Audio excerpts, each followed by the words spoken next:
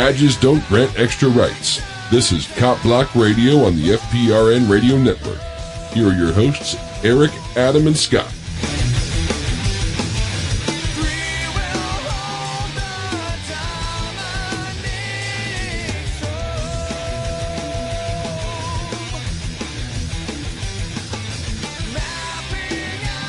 Alright, hello everybody, and welcome to the Copblock Radio Show. I'm going to be your host tonight. I'm Scott Amaji, and Eric will be joining us a little bit later. He's doing some activism right now, but I do have Adam. How we doing, man? Good, man. How are you doing? I'm good. It's a good day. I don't care what anybody says. It's a good day. Yeah. It is a good day. I got a nap. I feel great. I know. We were talking earlier, on my way home from work, and I got a nap, and I'm like, you son of a bitch. You're always, I got a nap today, and I'm like dying. Like, I feel like all I do is work anymore. I'm like a workaholic, but I don't like work that much, and I'd rather do fun stuff. Well, it's not like I've been doing that much of fun stuff. Been pretty busy the last week, getting all ready to move. Yeah, man. So. Yeah, sounds like you got quite a pickle, but I'm sure you guys will figure it out. Oh, yeah. So, Eric's like bailing out on us. Last time he was, dealing with one thing. Tonight it's another one. I'm not sure. We're going to have a little conversation with him. We're going to have a little sit-down talk with him. So, no, last time was justified. Tonight equally is justified. So, one thing I do want to make sure that we get out there, we do the show live for a reason. So if you guys have any, questions, comments, concerns, stories, or, bitches and grapes, you have the opportunity to do that. So the best way to get a hold of us is on Skype at FPRN Radio Live. Add us, we'll add you. And then you can also call in. The call-in number is 567-314-9296. And then you got to hit the 1234, followed by the pound sign. The producers will bring you in and let us know that you're on the line. So please call in. So it was a pretty quiet week this week. I mean, I feel like with everything that's been going on, it has. I'd have to agree with you there. There hasn't been a ton of stories this week on bad cops, really. Yeah, it's been a good week. It's been a good week. So I posted a picture earlier today. I was down, I was in the city, and there was a housing authority guy. I was sitting there waiting on my lunch to be done, and this dude pulls up out front and pulls up into a metered parking area, and I'm thinking to myself, like, I couldn't tell what he was. I just saw that he had some quote unquote authorities vehicle. So he's sitting there, and I can see he has a badge on, and I'm like patiently waiting. I'm doing the lunch thing, and I'm waiting, and all I want to do is like go out there and talk to the guy. And the dude, I'm like, I hope that he actually walked in, and I actually had my phone out and I put it on video. I was like, please walk in, because I'm going to just ask you, if there was a reason you didn't feed the meter.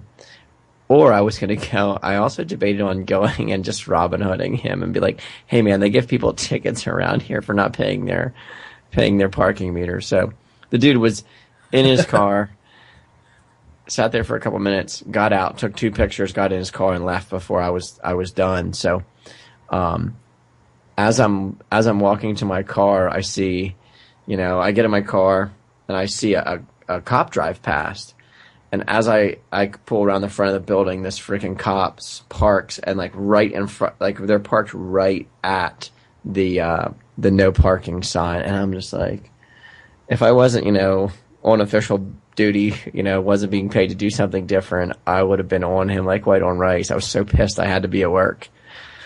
So it's not that the stories weren't there. It was just, can't we get paid for this stuff?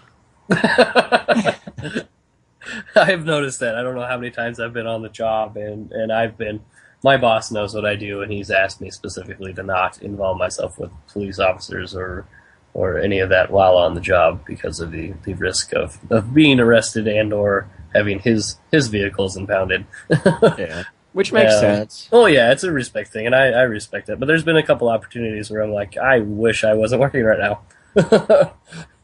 Yeah, it's kind of hard because, I keep my work life and my home life completely separate. I don't talk about pretty much anything in regards to, politics or viewpoints. I'll talk about my hobbies and stuff, but I won't talk about, hobbies related to anything that could jeopardize. I have a career, man. I'm on my. I don't want to screw it up, and I know that. Just in conversations, and I work for a good company, and I don't want to jeopardize that. So it's kind of like you got your at-home face and you got your work face, which it sucks, but I like my job. I like what I do, and I know that if it came out in conversation, I don't know how it would go, and I'm not willing to to take that risk. Oh yeah.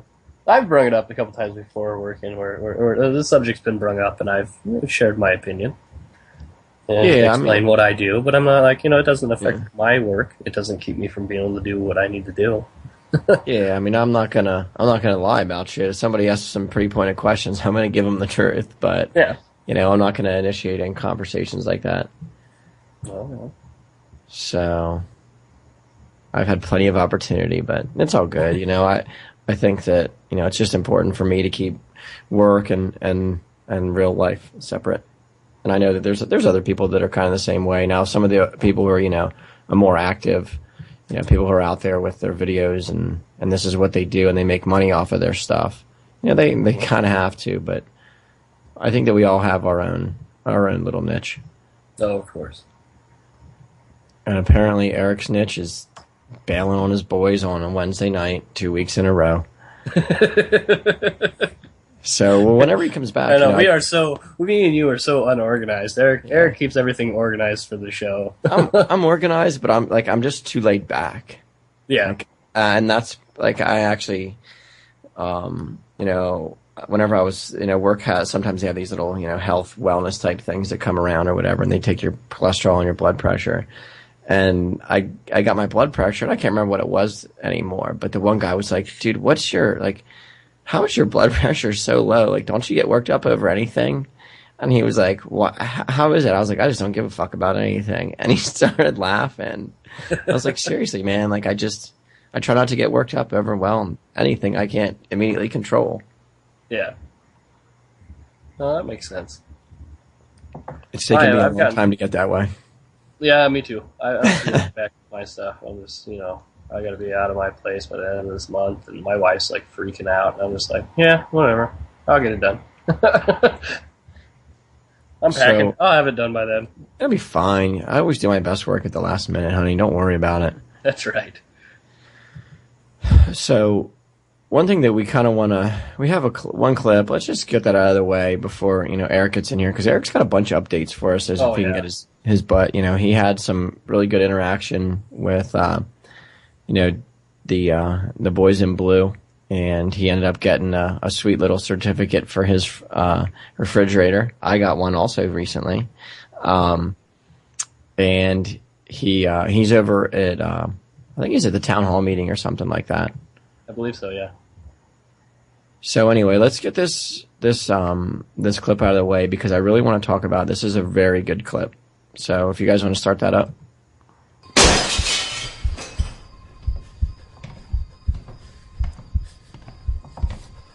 How would you like to have a network of emergency responders right in your neighborhood?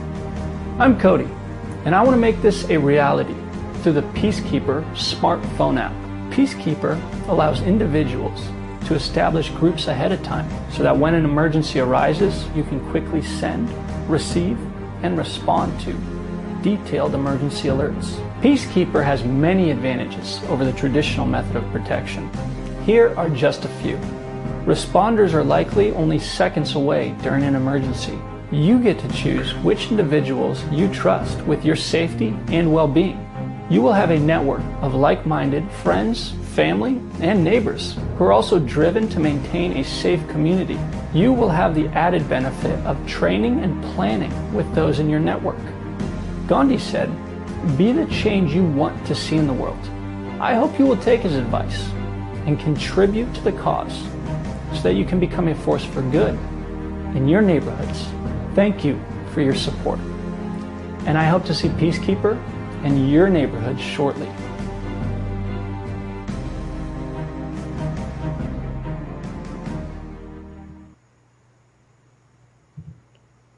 Okay, so we found this on Facebook. Somebody had posted up something about this Peacekeeper thing. So what this guy's doing, his name's Cody, I think it's Drummond, and he's trying to get this app started up to where you would, get little groups in your community and you would help to protect each other. If it's somebody's in your home or you're having a problem with something and you need some help. And I think that this could go just beyond policing. This could go for, if you need help with something, with a neighbor, there's an issue, or, the power's out and you need help getting that, or if there's a tree down. Like, it can go beyond this policing, aspect of things. But, one thing that we kind of do a lot is we as a group, we just bitch about stuff. And I want to get past that. We have to get past the fact that, we all know that the cops have, outlasted their time. We don't need them anymore. If we have a free society, we don't need government-run monopoly on force, especially a unionized one. And if you don't like that, that's just your opinion. But my opinion is that, we don't need them.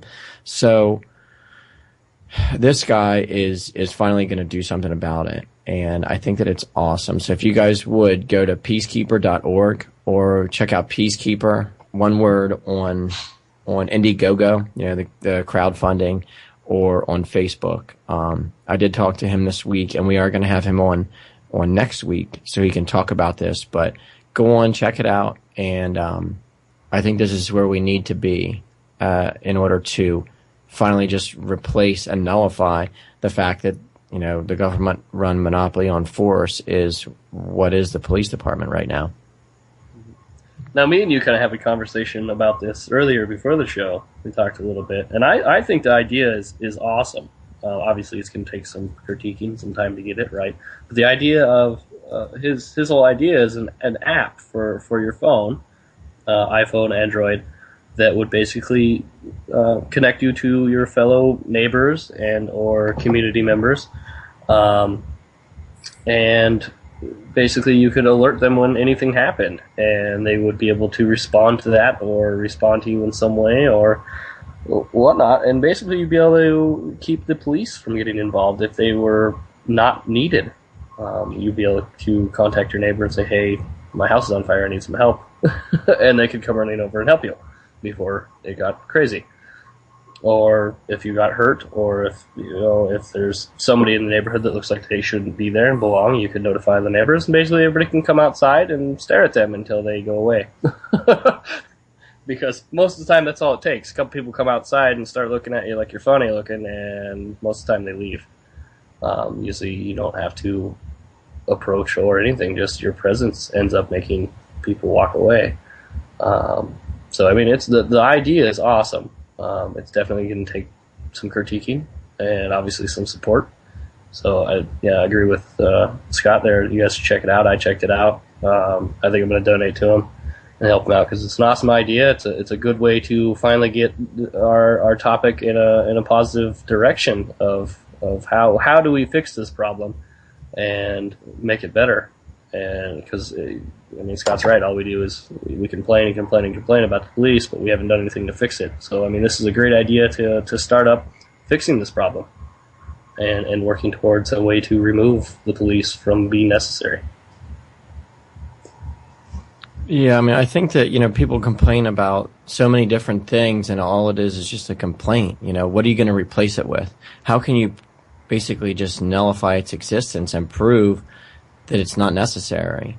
And I think that this guy is kind of on the right path, and this is one way of doing it. And I wasn't sure, I didn't know how I felt about having an app that would bring people together, but I think that he's got a good base, like a good foundation and a good idea, and he's really just looking to help people or have people help him to develop it. And I think that, having a group of people, like he was talking about, you could choose your own people to help you. What if one person is a person who has, some sort of home defense skills, or they're good with first aid CPR stuff, and you need different people for different things. And it sounds to me like you can select people. I might be friends with somebody and they're not, and I'm not friends with one of their friends. And not that I want to play politics and stuff like that, and childish little things. And I think that you really, the community itself is going to become a lot more important as things progressively stay on the path that they are to getting worse.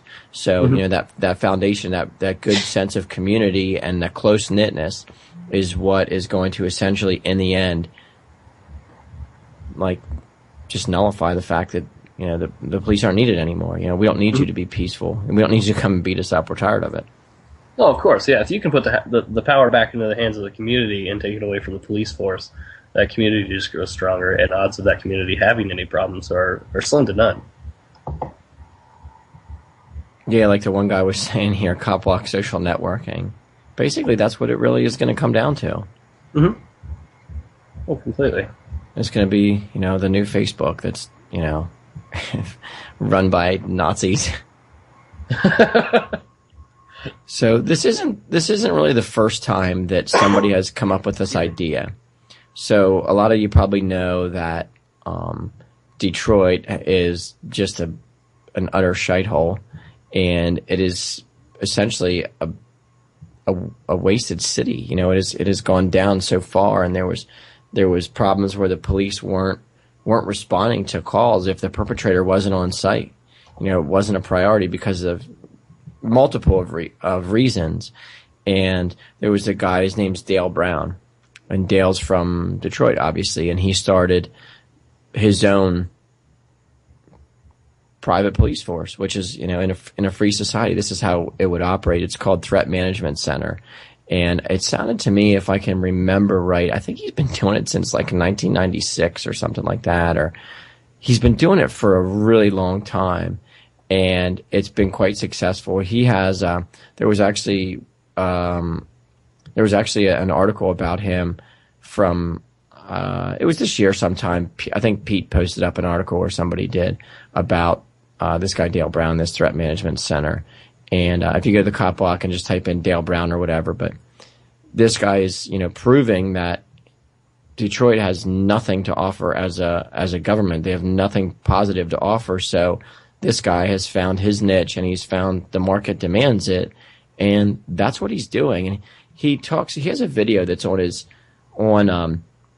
does an interview with Pete, I guess it is, and this guy talks about how hard he has worked and everything that he's done and how he's actually accomplished it. And it's encouraging. This guy was negotiating with people in, like say there was a high rise, and he would say, okay, we'll provide security for your high rise building, but I want one unit in that building to go for one of my guys so he doesn't have to pay rent. His job is to protect the people there and deal with all the BS that goes on, so we don't have the cops coming in, and we're not dealing with them and their force, and they're kind of like an in-house mediator between people when there's a problem. And it's awesome to see that he's finally getting the recognition that he deserves. And this guy basically talks about how policing should be out of an act of love. You should, love your fellow humans, and you should take care of each other and look out for each other. It shouldn't be because, you have some badge and you think that because what you've supposedly sworn an oath to do and you're above the law. This guy has an awesome philosophy on things. So he's another one that you should definitely check out with, this Threat Management Center from Detroit, Dale Brown. Check that one out too.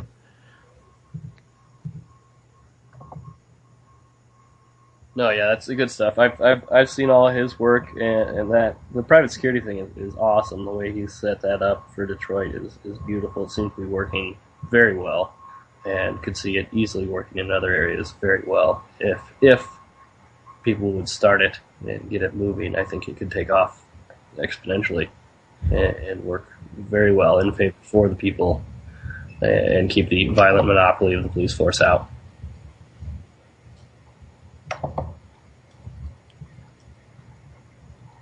So you got anything special you want to talk about here?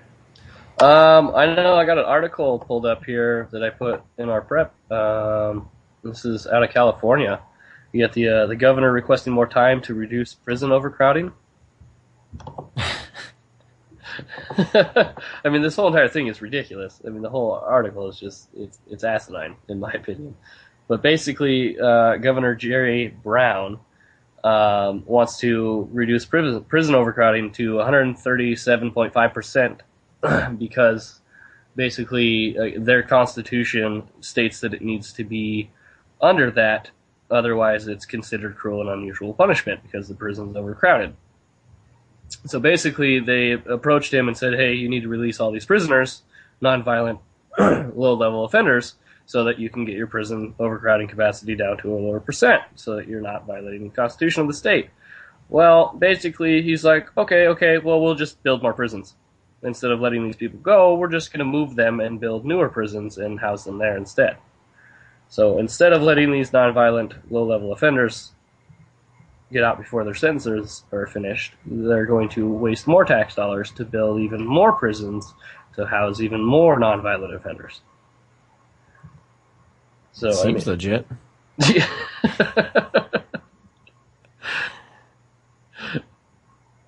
Yeah, but basically from the article it says they've been having problems with this since 2011. Was when the U.S. Supreme Court upheld the Department of Corrections and said, no, you guys need to get your prison population down. It's too high. And they've been arguing it since then.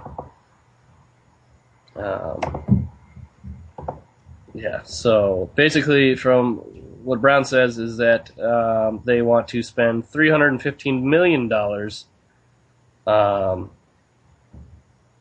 now, which would roughly be $715 million over the next 2 years to build more prisons, because they said that the state is growing, there's going to be more people, so we need more prisons anyway. That's basically his excuse. We got to find some more peaceful people and throw them in a cage. No. Yeah, it's because my population growth is going up, therefore I guess there's going to be more criminals then? I don't understand where they get these numbers from. Like, just because there's more people doesn't mean you have to arrest more of them. Yeah. Well, we have quotas. Yes, so if there's more populace, I guess they have to arrest more then with their quotas then. So I wonder if California, and I don't know, go to, as Jonas already would say, California. I won't go there. I have no reason to be there. But I wonder if they have prison for profits systems. I want to say, let me read it. I want to say it said something about that in here.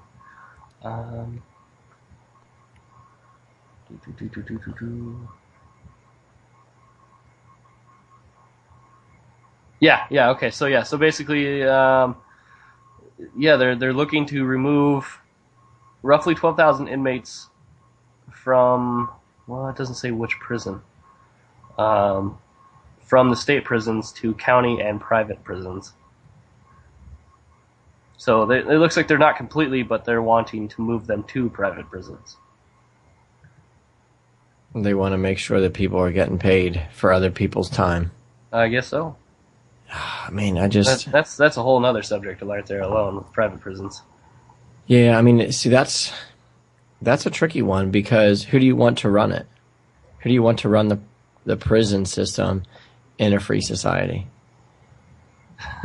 I don't know there. That's a good question there. I know, because I've thought about that a lot. You know, I listen to a lot of Stefan Molyneux, and there's, you know, they talk about arbitrators and things like that, and I'm like, but who will run the prisons? Like, that's the next question, because we already know that the same people who build the roads now will build the fucking roads. So, who will run the prisons?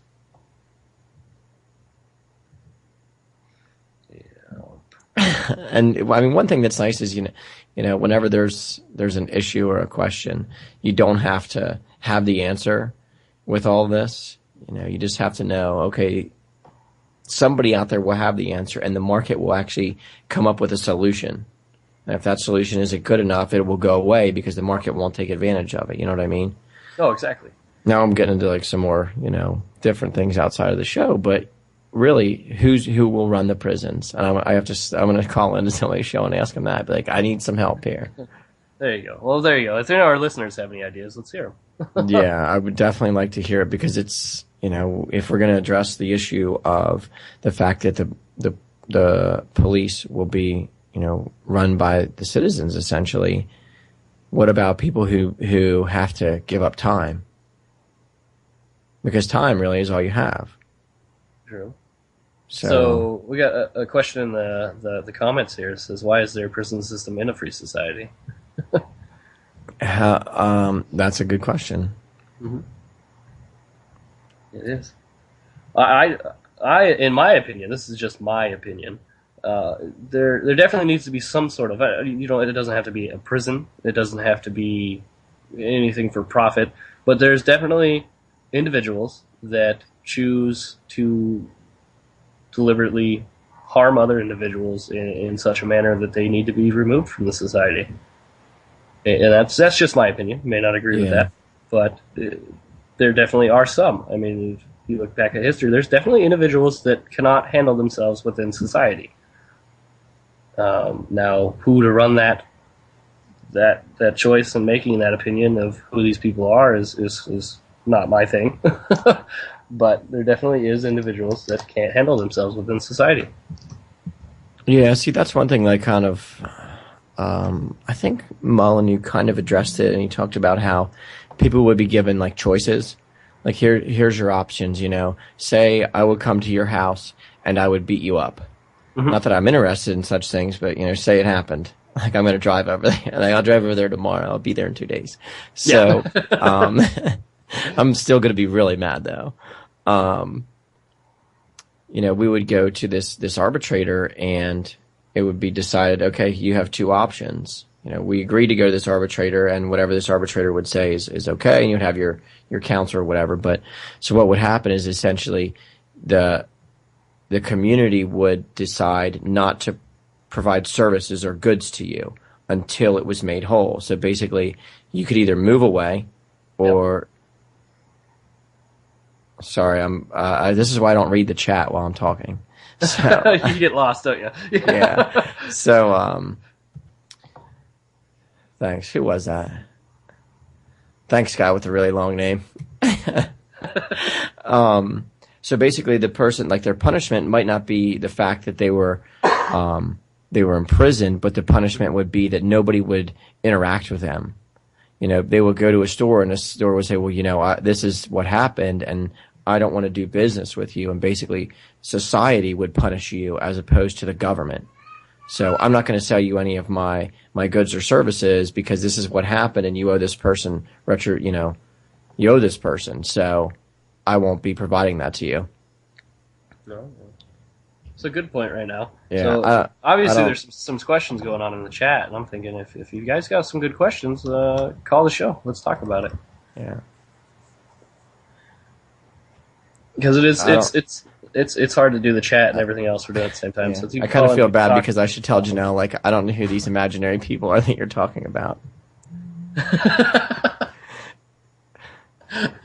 I don't know. Never heard of them. So one of the questions was about false claims, and I think that's a very valid argument. And I don't think that there's any way that you could completely prevent it. But I think, I think that it would have to be something that's decided upon, and you would, people would bring their case, and I would bring my case, and this person would bring their case, and whatever was agreed upon between the two parties and this arbitrator, that's how it would be. Mm-hmm. We have some people who think a little bit beyond, and that's, I get tired of freaking talking about how bad cops are, because we all know, like, it's a fact. We know this. They're not good people. Not most of them. There are good ones. but I think that the bad ones outnumber the good ones, and so it's difficult to get rid of the bad ones because there's just not enough good ones to take them all out. Well, I think that the system is stacked against getting rid of them, because if you think about the fact that it's a unionized thing, they're always going to have more and more money, and we'll get into the system in a little bit. So we're going to head to break. If you give us a couple minutes, we'll be back with the CopBlock Radio Show. I think I met Satan today. A Mason who basically... In 1997, a high school shooting was stopped by a vice principal with a gun. In 1998, a middle school shooting was ended by a neighbor with a gun. In 2002, a terrorist attack was stopped by a school guard and a teacher with a gun. After September 11th, pilots began carrying guns to protect their passengers. Let's give our schools and teachers the same option. Sign the petition at defendschools.com. Hi, I'm Trevor Moore. Due to the recent revelations that in order to fight terrorism, the NSA has been using a secret court order to spy on every single Verizon and AT&T customer, Americans have become outraged and concerned about their rights to privacy. But along with that concern comes a feeling of hopelessness. I mean, what can we do? Vote in new leaders? Well, the problem is that during an election, each candidate pretends to not be an asshole. Then when they get the job, they reveal that they've actually been a complete asshole this entire time. No, elections are of no use. The only way to fight back against our country's excessive wiretapping and data mining is to make it irrelevant. That's why we're launching Operation Everyone Talk Like a Terrorist all the time. If we all openly discuss terrorist plots in each of our phone conversations, then eavesdropping on those phone conversations becomes pointless. It's simple. We just need to work it into our daily vernacular. For example, instead of saying, "I love you," you could describe a terror attack. The larger the scale, the more you love the person. Hi, Mom. I just got out of school. Can you pick me up? I'll be there in 15 minutes. I'm gonna use a truck bomb to blow up the Brooklyn Bridge. I'm yelling anthrax to Pierce Morgan. Or, nonsense about God's will being great could mean affirmative. Hey man, they have a 7:30 show, and do you think you can make it in time? God is merciful and his love is unchanging. Did you already get me a ticket? And those are just a few examples. You can make up your own. Have fun with it. But it's time for us to stand up and protect our rights. Because those assholes aren't going to. Nothing is more American than Diamond Gusset jeans. 100% American made since 1987. Soft and broken in from the start, yet more rugged and durable than any jean you've ever worn. Have you ever experienced missized jeans from China? Well, you won't with Diamond Gusset. Every pair is crafted to fit exactly the same and always feel like they were custom made. Need a 35, 37, or 39 waist? How about a 31 inseam? We keep all sizes in stock for the fit you need. Looking for a relaxed fit, slim fit, regular fit, boot cut, or straight leg? We got you covered.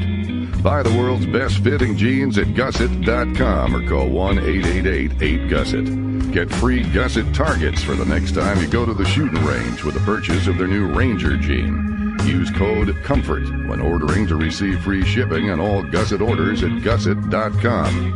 That's Gusset.com to get only the best all-American jeans. Hi, I'm Steve. I'm Irene. I'm Lisa. My name is Tom. I'm a graphic designer, College freshman. Stay-at-home mom with a full-time job. Scholar on social policy and a barista. and I'm just like you. I'm an Obama supporter. I support President Obama. But the president needs your help. Our president can't launch into another war without you. And remember, we promise to support him no matter what. Together, we can do it. That's why we here at the Americans for Whatever Barack Obama Wants, Did You Know He's Friends with Jay-Z, have launched a Kickstarter campaign to fund World War III. And America is dead-ass broke, so our goal is to raise $1.6 trillion on behalf of the U.S. government. That's where you come in. Even a small donation would make all the difference. When I first saw the president speak in 2008, in a YouTube clip posted to my Facebook page, I knew he was going to be right all the time. So I support World War III and IV and any moon war the president may want to start. I mean, there is no way that he or the cabal of corporate interests, spy agencies, and shadow bankers that tell him what to do would ever mislead us. A $25 donation will get you a piece of rubble from a war-torn Middle Eastern country kissed by Senator Lindsey Graham. $100 donation gets you a day pass to leave your local refugee camp. You'll probably end up in a refugee camp, but it'll have free Wi-Fi. So please, help us reach our goal of $1.6 trillion so we can make World War III a reality. Why? Because Obama. Because Obama.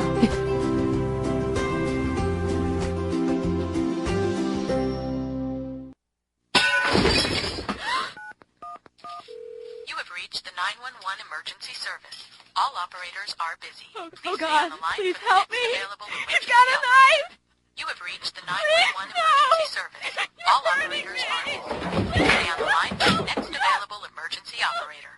You have reached the 911 emergency service. All operators are busy. Please stay on... 911 operator, what's your emergency, please?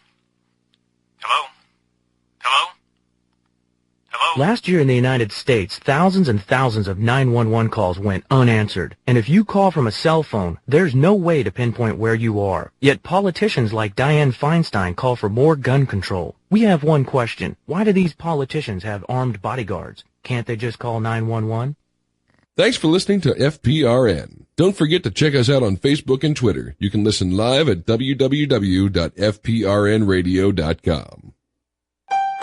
Politicians come and go, the smell is in the air. Whether right or left, the wind may blow, there's one thing they all share.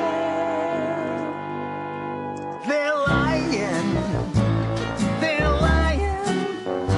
It's so easy that they're not even trying. They say whatever fits the mood, words fall in their lap. The news is just a snooze away, they're getting paid to nap. They might as well just tell the truth, cause no one gives a crap. Alright, welcome back. We always have those awkward moments where we can't figure out if it's one of the really good commercials that FPRN has or if it's the music. So we might need to just find some music and stick with it. So, a little hint for the producers. Yeah, I get thrown off there too sometimes. Like, is this a cool new commercial? Oh, nope, we're coming back. I mean, they changed the commercials, which is awesome. We support it because the commercials are great. But it's a little bit slightly awkward for us over here. So, excuse me, but we do actually have a caller on the line. Hey. Hey, man, how's it going? All right, so you mark people and shun them so they can't get food or water for 500 miles. So we're talking more of the same Roman system we're trying to fight in the first place, which is what we don't want. I don't believe so. So they're getting rid of our old common law system, which they've already done, and replacing it with the old Roman system, which is what we don't want. And then, so your suggestion is that we should mark people and deny them food and water for 500 miles, and then it'll be somebody who's been false claimed against, and then what? I'm saying that... Go ahead. I just spent months trying to get rid of a false claim. I was charged with a felony crime. I just beat it with common law. And I just got it dismissed. But it screwed up my life for months and months and months because it was a false claim. What was the claim? Oh, it was some crazy girl from another state. I ordered a pizza. And, of course, these pizza companies now, they get more money from doing a out-of-state warrant search. You know what I'm saying? Than they do from the pizza. So a couple days later, I didn't know for a year I had some out-of-state warrant or whatever. And so the cops show up just because I ordered the pizza. So then they arrested me and extradited me all dramatically and all that crap. And then at the end of it, it was a bogus charge. It took months to get rid of and all that. And I could have easily been convicted of it. So were you convicted of it or no? No, I got it dismissed. They actually had it worded as assault and battery by email, no less. And then they didn't have any evidence of any kind. I mean, it was really sick. But the whole thing was, it was so important to lock me up and all this stuff, and it was a completely bogus false claim. So that's what I'm saying about the danger of false claims. They have mandatory. I don't disagree with that statement at all. I mean, it's a fact that there are false claims that are made, and it does ruin lives. So it sounds like you have a better idea. So let's hear what you have to say. The peace officer. Originally, we had 3 laws in America: don't harm people, don't harm property, and don't use force and fraud in your contracts. That's what we originally had here, and we had peace officers up through But the concept of it went through the 50s. But they got rid of it starting with that Federal Reserve in 1913 when they started changing our education and changing all that. And now they won't even tell us what system we had before we had this. What we have now is we have 60 million acts and statutes. If they just follow you around, you're guilty of something. That's the policy enforcement. You know what I mean? The policy enforcement officer. So what I'm getting is your main issue is to not completely remove you want to remove the police part and keep in the piece of the peace officer is what I'm getting at, right? Stick to the 3 laws and get rid of 60 million acts and statutes. Okay. You know what I mean? These community ordinances and codes and all this stuff and traffic, they got their infrared cameras and all this BS. That's all acts and statutes. That's actually all by consent. Right. Your laws violate my rights. Right. And they need to activate this person to make it work in the first place. Right. So how would we decide who the peace officers are? Well, the entire group now would have to be thrown out, all of them, and prosecuted and whatever. They're sick. They hired so we'd have to replace the whole system completely. Is what you're saying? They go back to what we had before. You're not going to sell some new concept. It's easier to sell. Let's go back to what we had before because it worked for 137 years here. Mm-hmm. In the United States. Yeah, I mean, I totally agree. I mean, that's why I talked about. I got into even the unionization. I talked about that. It's impossible to fire a cop. Yeah, they always claim that they got fired or put on leave, and then eventually, even if they do officially get fired, the union gets them right back in. Yeah, absolutely. And that's one of the things that we were progressively getting into is the fact that whenever you walk into a courtroom, you're the odd man out. Never walk into a courtroom. Do it all with common law. Do it. Send your paperwork in. Never walk into the courtroom. Don't go through those 2 doors. You're on the dock. It's admiralty. So why don't you explain? I mean, if you want to get into some of the details with this, the common law stuff, I don't know that everybody's that familiar with it. I know that I could use an education a little bit on it. So why don't you talk about what you did whenever you were fighting your case and how you actually, took care of everything? Well, they don't read. If they had read my first filing, it would have killed the case immediately. We sent a probate bond in. Who's we? I have a friend who helps me with common law. Actually, I have several friends. Okay. But I prepared a probate bond, and I gave them what they want, which is the money. See, there's a corporate personhood that they've established with your birth certificate, and it's not you. And that's liable for the 60 million acts and statutes. So if you admit you're one of these persons, you're doomed. But so I did that, and then so they don't. What they do is they collect your paperwork until there's time for an actual court case. So if I had let it go, this was January of this year, and they still had not assigned a court date or anything close to it. So actually, what I did to completely get rid of it is we surrendered the defendant. I did close and settle. You can look it up online. Close and settle is very simple. I sent them a copy of my birth certificate, which is the person they were looking for, and we surrendered him. We surrendered the defendant, and we said we want to close and settle without recourse, and then they sent us, it's dismissed. That was it. They got their money. You know what I mean? So, I don't understand, though. I'm kind of confused, too. It sounds like you gave them money, and then they had your money. They draw money out of your birth certificate. They've monetized our birth certificates. And I know this sounds like crazy talk, but it's their crazy talk, not ours. Now, I've heard of this before. I've heard mention of this, and I don't quite understand it. They monetized your birth certificate. We actually, there is no money in existence, says the Supreme Court. So we have a prepaid society where they float your birth certificate on the bond market, and other governments or our government, whatever, buys it, and it makes it worth money. So what they really want is for you to be locked up or whatever, so they can suck off money from your birth certificate. So we actually sent them a certified copy of it, and so essentially they got their blood money like they want, and they left me. So hold on. I'm kind of lost. It sounds like some of our people in the chat are also. So you gave them money, and you saying that the charges were dismissed? I didn't give them my money. I gave them their weird money that they've. You have to look it up and find out what I'm. So you gave them your birth certificate, and they said, "Okay, we're even, we're good." They dismissed it, yeah, because there's no real... We don't have real courts that deal with real crimes anymore. Everything is commercial. It's a commercial crime, which is really sick. All right. Well, you know what I mean? They're pretending we're on a boat somehow. That's why you go through those little doors. It's admiralty. It's not the law of the land. It's the law of the sea. And they insist we're underwater, which is crazy talk. In England, they declare that everyone had died in that big fire of London in 1666. They claim the entire population of England is dead. And so that a corporate person is an unreal thing. You're a flesh and blood man or woman or whatever. And then there's this thing, this corporate fiction that exists in it's separate from you. And that's what's liable. They don't have any jurisdiction over you. They have a jurisdiction over this thing. So essentially we surrendered the defendant, which is kind of funny. And they dumped the case because it was invalid. But the problem is that most people have never heard of this stuff. It does sound like crazy talk. And so they say, they get you to agree in a way that you don't even know what you're agreeing to, that you're a person. And then, of course, you're liable for all this stuff. And they're desperate to lock you up to get their money. You know what I mean?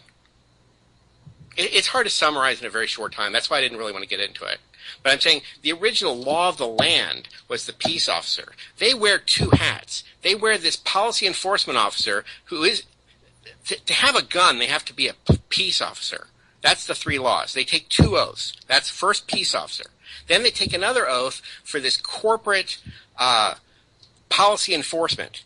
And so when they're mad at you for filming the cops and stuff like that and whatever, then they put on the other hat real quick and they say, you're obstructing a peace officer in his duty or whatever. No, they can only wear one hat at a time legally. They can't switch hats real quick. You're allowed to film them. You're a flesh and blood man. But if they get you to agree to a person, they say, do you understand? If you knew what that one meant, you'd really keep quiet. So you stand under my authority. So then my question is, since you, if you did the birth certificate thing and signed that over to them, now if you get, say, in trouble again, whether or not it's a false claim or not, can you do that again? Or is this like your one-time only thing? See, what I thought was that it was one birth certificate, one sum of money. But what I've recently learned is that when you get a certified copy of your birth certificate, there's a new number on every one of them. I thought it would be the same number. It's a different number on every one of them. So each one of them is worth the $15 million. Each one of them is worth it. It costs you like $24 to get a certified copy of your birth certificate. Each one of them has a unique number on it. Huh. Which that shocked me. I was unaware of that one. But it's hard to find all the information about this. I've been studying this for a long time. They say you have to trial and error kind of learn it. I know it's off subject to what we're on, but I've heard of it and I've looked into it a little bit, and I need to do a lot more research into it. I'm just saying this whole corporate personhood thing should just be removed. It's not worth learning about it. It's worth just getting rid of it, and we can go back to the three laws and the peace officer, like Andy and Mayberry. You know. Mm-hmm. Anything that you'd be angry about would come under the three laws. They've hurt your purse. They've hurt you as a human. They've hurt your property, or they've used force or fraud in a contract. Doesn't that cover most of it?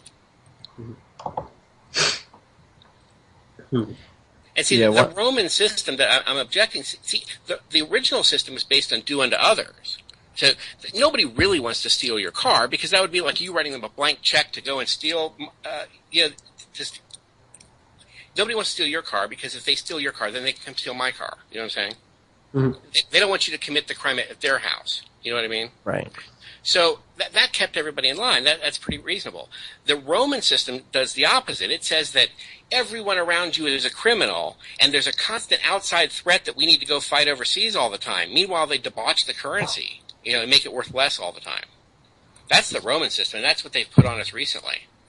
And the Roman system had these endless laws, these acts and statutes that went on for miles. All that stuff can be easily removed. The American, it's contrary to the American system anyway.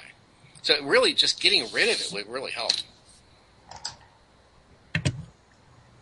Well, I would have to agree with the fact that yeah, we need to remove the system that's in place right now and really go back. wish I hadn't learned about it. It's enough to give you a headache. All right, one thing that that our producers posted up here. There's apparently a video. This stuff is kind of beyond my, wealth of knowledge. So, we appreciate you calling in, and we have a video here we'll post up. So, if you scroll, if you have any videos, just post it up in the chat. If there's any other websites that you have that could help us out, man, we'd appreciate it. Thanks for calling. There's one in particular that covers a lot of the detail: bursting bubbles of government deception. And that's really good for beginners. There's other ones that'll help you on your particular case, but this gives you an overview of the beginner stuff. I'll put a link in the chat. Cool, man. Thanks. We appreciate it. Okay. Sounds like I got some learning to do. Take it easy. Thanks. So, yeah, man. A lot of that stuff was it was beyond my, my realm. And I know, talking to the producers and stuff, they have an idea of what's going on, but. Oh, yeah. Well, there's other shows on this network that really touch base into that type of stuff. I know. Now we have a new lineup. We do, yeah. And there's another couple of good shows that would be great for that guy to call in if he wants to talk about that stuff. I'm sure the Lies Wide Open would be a great show for him to pay attention to. I'm pretty sure they touch base on those subjects a lot. Yeah, I don't know. I just try to go about my day and not interact with anybody who I don't want to interact with, period. So, you got any other articles you want to kind of get into? Yeah, give me 2 seconds here. Okay, well, here's this one. Did you see that I posted up? I think that a lot of people have seen this. There's this picture of this woman. She's in Tallahassee, and she has blonde hair and the biggest gooner of a right eye I've seen in a while on a woman, especially being beaten by two grown ass pathetic men with clown costumes. So I guess what happened was she was, driving from point A to point B and was pulled over and given a sobriety test. And they, through their infinite wisdom, even though if anybody knows anything about field sobriety tests, don't ever submit yourself to them. No. You're not, I'm not going to say in any state, but I know in Pennsylvania it's not necessarily required. I think that you can just say, I'd rather do blood tests. It's going to take some time out of your day, but I don't know that I could pass a field sobriety test if I was stone sober, because there's a man standing there with a gun. Mm-hmm. Well, not only it's the man a violent with a gun, history, right? It's like myself. They're hard. Well, not only that, they're very intimidating. So when you're standing in front of them and they're telling you to do these things, it intimidates you. You tend to get an adrenaline rush. You get shaky. You make mistakes. It's all a way to entrap you. It's done like that on purpose to entrap you, so it's easier to do that. And then on top of that, myself, and I know there's many others, I have a problem with my balance, period, because I screwed up my back years ago. And I have horrible balance. I can't stand on one leg for very long. I fall over. Totally, completely sober on nothing whatsoever. And I don't have balance. I can't do it. And so to get out of a car and then get an adrenaline rush because you have an officer with a badge and a gun pointed at you or whatever, and he's trying to intimidate you, I'm going to get really nervous and probably not going to be able to do anything. So it's never agree to do it. It's basically the deadline. Doesn't matter if you think you're confident and you think you can do it. Don't do it. Yeah, it's a no-win situation, and I know many people who have fallen victim to the scam because all it is a scam, and all they want is your money. Wait, that's just like everything else. So anyway, back to this poor woman from Tallahassee. She was 5'6", 130 pounds. Not a very large individual. 130 pounds, that ain't much. So what happened was, I guess she they deemed her to be unfit, driving under the influence. So these two male officers grabbed a hold of her, and it's on camera. It was unprovoked, and they grabbed a hold of her and threw her down into the ground face first, and then they start kneeling on her head. And the article that I was reading was talking about how it was just some serious physical trauma, but she was just a 44-year-old woman. Mm. And they felt it necessary to assault this woman, and the kind of the shitter of it is they tried to charge her with battery On who? The ground. Like, why didn't they just charge her with attempted suicide? Yeah. Who did she batter? I don't Obviously, know. obviously the ground with her face, but I mean, other than that. Yeah, so I guess, during the arrest, what had happened was they were trying, after they have her on the ground and one guy's got his knee on the back of her neck, and they're trying to handcuff her, she must have, flailed or, maybe tried to resist. Well, it hurts. It's not fun. No, And I've been in that position. It doesn't feel good. It hurts. You want to move because you're like, ow, you're smashing my face. There's a little bit of pressure on there. You can ask them. So the officer screams, "Don't you fucking touch me!" And that statement really says a lot, even though it's only 5 words. "Don't you fucking touch me." To me, that is someone who just has a complete authoritative, thuggish attitude, because how dare you touch me? Who are you to touch me? Yeah. That person has a serious small penis problem. It may not even be that, but they have some serious problems. So this is a person that should not be a police officer at all. Yeah. So one thing was, I guess that there was an interview with the state attorney. This is Florida state attorney. Their name was Willie Meggs, and they said something about how they were shocked. This is all on video. This is on video that the atrocities that these people have committed. And this guy just said how, he's extremely upset and it's very disturbing. And, quote, "I'm dealing with it." What does that mean? We investigated ourselves and found no wrongdoing? Because that's what it usually means. Yep. So, I don't know. I really hope that it happens faster, that people start figuring it out. And coming up with these new ideas like peacekeepers and like this place this defense, I can't remember what it was, threat management in Detroit. Yep. I hope that these things start to become more and more prevalent, because this, man, I'll tell you, I haven't seen the video yet, but just look at this woman's face. Like, if someone beat a woman like that in front of me, there would be a problem. Oh, yeah. Like, there would be a serious issue. And here there's two grown men who abused and battered a woman. And it's not okay to hit your wife, but it's okay to hit someone else's. Yeah, sad day. Yeah. No, it would definitely be. I would definitely go to jail if I seen 2 officers do that to a woman. Yeah, I don't think that I would come out very well. No. But at least, I would do the right thing. I would feel good for it. I know that I stood up for someone else and tried to protect them. Yes. So I know we got to go to break pretty quick here. So we need to do a quick shout out to one of our main sponsors, Diamond Gusset Jeans. Awesome all-American made jeans, 100% made in the United States, all materials made here. Also, they do in-between sizes, which Eric is not here, unfortunately, to make fun of me for that this week. I'm in the same boat, man. Yep. I'm in the same boat. I like, it's kind of like coming out of the closet. Like, oh my god, I have an in-between size. Who gives a shit? Like, I'm sorry, you're the number that's not even. Yep, I would be an odd number, yeah, but that's okay.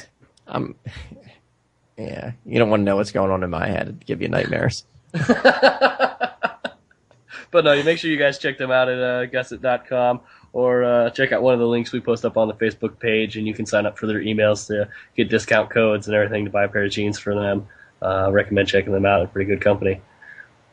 Those guys have been awesome. Diamond Gusset has, kind of hung in there with us from the get-go, and, we really appreciate everything that those guys do for us. So, get your ass over to Diamond Gusset and get some jeans. Cover your butt. Help support our show. Help support them. And keep this going. So other than that, right before we go to break, you got anything else, Scott, before we head to the next break? No, I'm thinking about this. I was extorted, and I'm getting ready to go and have a conversation, and I don't know if I'm going to go the way of sending a copy of my birth certificate in or not, but we're going to go to break. Whenever we come back, we'll talk about it. This is the CopBlock Radio Show.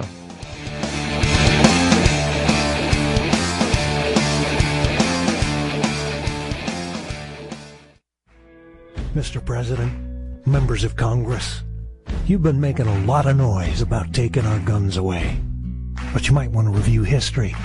1835, Gonzales, Texas Territory. The authorities wanted to confiscate the big gun that protected that colony. You know what the people said? Come and take it. Because they were willing to fight for their freedom and their guns. So are we. Come and take it if you want it. Come and take it if you think you can. Come and take it, but I warn you, you'll have to pry it from my cold dead hands. We want the freedom that God gave us, so you best not cross that line. If you want this gun, you gotta come through us and take it. One shot at a time. Just like Gonzales, we're keeping our guns. Hello, fellow patriots. This is Joseph Nazari, Director of Training Operations with Line of Fire, LLC, Professional Firearms Training Group, located in Las Vegas, Nevada. The fact that you're listening to this show is evidence to me that you are a true patriot and you do value your freedoms.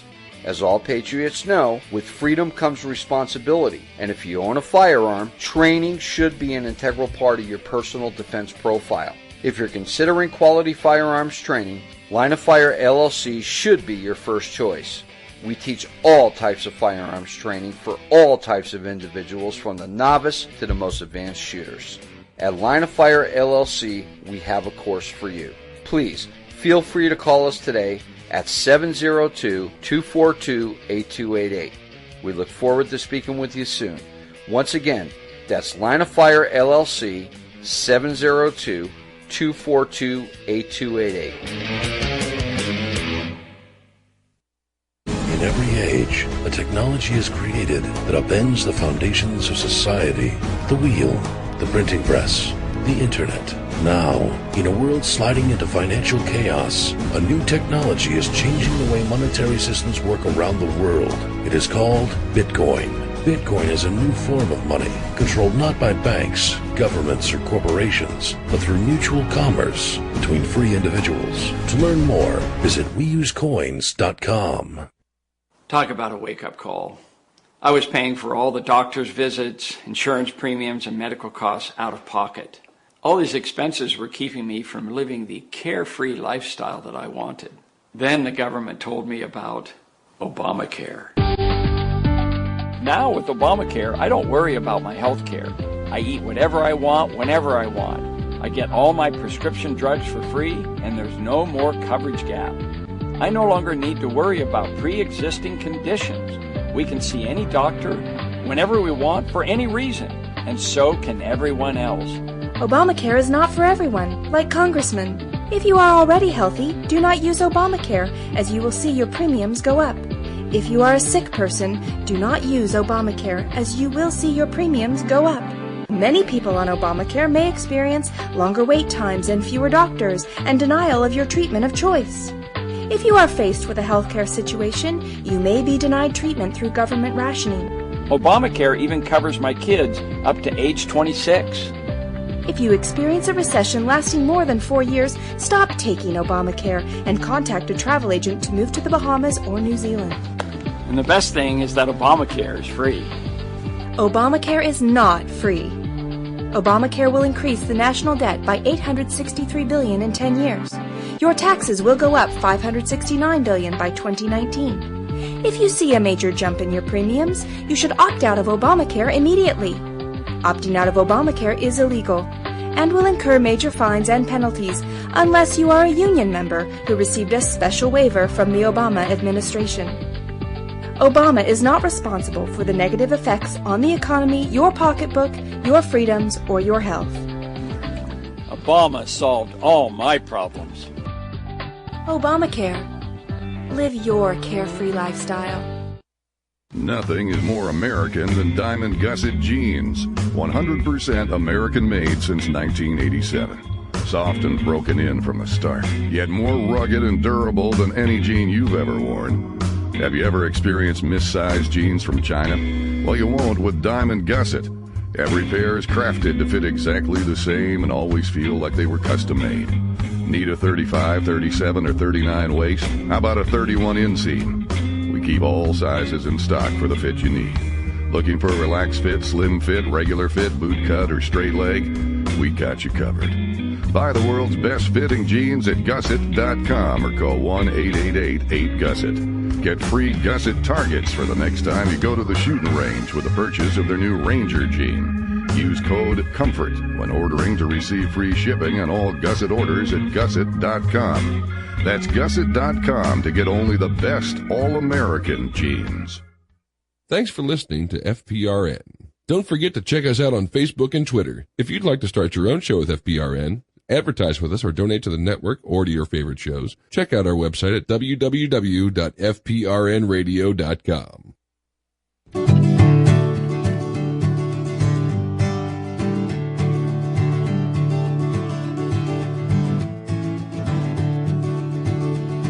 Well, the end times are approaching just like storm clouds down the line. But it started raining early and you're running out of time. And the devil's in your basement, he's climbing up the stairs. He's here, there, and everywhere.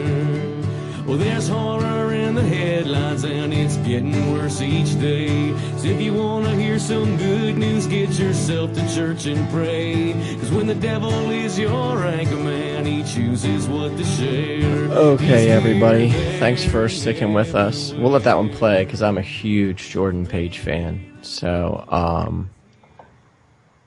yeah, we can let those play. Dude, Jordan Page, like, I don't know. He just kind of is a little bit more appealing to me. I know that the producers were working pretty hard and getting with Tatiana Moroz and trying to get as many artists linked up so we could just use their music for the, it's kind of free advertising. Mm-hmm. No, actually, I've reached out to a couple different musicians last week and waiting to hear back from them. So nice. We can get some sort of response after and see if we can get some more. Pretty stoked about that. Not bad. So what else you got going on over there on the other side of the world? Well, we've got a story out. It's on CopBlock.org's page. I thought it was pretty good. There was a video with it. But basically, it's the Las Vegas Police Department lying about jaywalking because they don't like to be recorded. Is the name of the article. But this was from August 24th, 2013. Gentleman walking downtown at an event was recording the police. The police told him he wasn't allowed to record without their consent. Kind of turned into a little argument, so he followed him across the street. Basically, once they got across the street, the officers then claimed that he had jaywalked across the street, when in fact he was walking right behind them across the street while it was okay to walk. Then they basically forced him to identify himself, detained him, and wrote him a ticket. While this was happening, unfortunately the gentleman's phone died. Some bystanders came up and noticed what was going on and basically started arguing with the officers on what was going on. And obviously didn't agree with the officers that they were detaining him and writing him a ticket for something that he hadn't done. And they ended up grabbing a female and handcuffing her and detaining her. And actually there's a clip, you can see it for a second in the video, where the police actually shove her what I'm assuming is her boyfriend or her man friend that's with her up against the wall and tell him to get back. And I mean, they slam him up against the wall pretty hard. You can see it in the video. He gets just tossed up against the wall. So some obvious abuse going on. But was clearly an act of basically getting back at the gentleman for recording them, which was very blatantly obvious with the video. Did you say where this one was from? Is this the one that was in Vegas? Yeah, this is the one out of Vegas, yeah. Okay, one thing that I noticed was this guy was so polite. He was. He was very polite, very professional, and, that's one thing that I think really helps for people who don't really get it yet, mm-hmm. I think that the more courteous that you can be to allow them to pretty much hang themselves, no pun intended, but if you're polite, kill them with kindness. Oh, yeah. And he does. Throughout the whole video. Thank you, sir. Yes, sir. Thank you. It's constant respect. He just keeps repeating it. Yes, sir. Thank you, sir. Over and over again. I mean, it's being completely cooperative, even though they are very unjustly detaining him and writing him a ticket. He is still respectful the whole entire time. Yeah, and that's, one thing that whenever I was pulled over the other day for a victimless crime, I was just uber polite. And at the end of the interaction, I recorded it on my phone, but I can't. I'm not like the techie guy that can edit stuff. Like, I don't do videos or audio clips. I just keep stuff in case, shit hits the fan and I need, some sort of evidence or whatever. But, I was just so polite. And I asked the guy, I just said, what was the issue? I said, was the issue that I was traveling too fast? And he's like, yeah, you were going this fast and, over the speed limit, blah, blah, blah. And I said, all right, well, did anybody get hurt? Was there a victim tonight? And he's like, no. And he kind of like had like that WTF moment, like, what's this guy getting at? And I was like, all right, well, I just want to make sure that nobody got hurt, that there wasn't any victims tonight. And he was like, no. And I was like, all right, I just kind of think it's kind of hard to have a crime without a victim. And he's like, like, sound like an idiot. And then he's like, oh, you can tell that to the judge. And I'm like, all right, I will, thanks. And I was, thank you. Hey, have a great night. Yeah. It really, I've learned that, in my years, I will really kill people with kindness. They hate it. I mean, you can hope though that by you saying that and it catching him off guard, maybe it'll make him think. Maybe he'll be like, oh wait, maybe he is right. Yeah. I mean, you can hope for it. I can also hope for some other things that are probably a little bit more likely. They just, it's funny, but one thing that I've noticed, and I always talk about, the Waze app, and I use it all the time. And I was using it, and it didn't have anybody. And this is within a half a mile of my home. Mm-hmm. And it was just, I'm cruising down the road. I had a good night with one of my friends and just not paying attention. I'm doing the same speed I do every time. I didn't look for the markers to see if they were there. And, I know to watch out for them, but I have my Waze app up and I'm, overly confident and blah, blah, blah. And all of a sudden I see the blue and red lights behind me, the red, white, and blue lights of freedom.